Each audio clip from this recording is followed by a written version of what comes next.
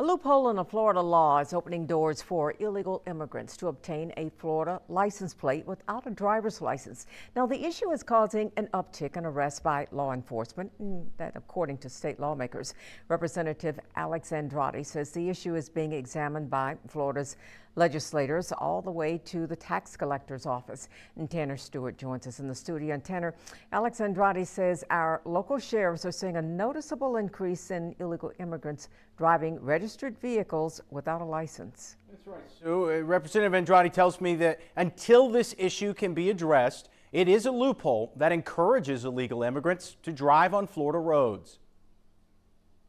And this is not some blow the roof off secret conspiracy. This is a dynamic where we have bureaucracies at both levels that have allowed this situation to occur. While it's common for most people to obtain a driver's license before registering a car, it's not impossible to get a license plate without a driver's license in Florida.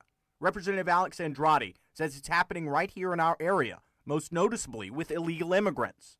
I've checked with both sheriff departments in my district in Santa Rosa and Escambia, and they both say they've seen an uptick in the number of illegal immigrants with cars registered in their name who are getting pulled over and getting arrested for driving without a license. The reason for this uptick is by rule here in Florida, our tax collectors that issue license plates, tag and title, are required to accept a passport as a valid form of identification before issuing tag and title. What that means is they can't check for citizenship, they can't check for whether or not someone has a driver's license. So long as they have a passport, they can get their tag and title. Andrade says tax collectors are reporting an influx of illegal immigrants obtaining passports at Mexican consulates in Orlando and Miami. The issue has reportedly prompted top lawmakers in the state to seek answers. What Senator Scott and Congressman Gates have committed to trying to determine is if there is that uptick at the Mexican consulates in Orlando or Miami, issuing brand new passports to people here in the state. And if something along those lines is occurring, what the federal government needs to do to address it.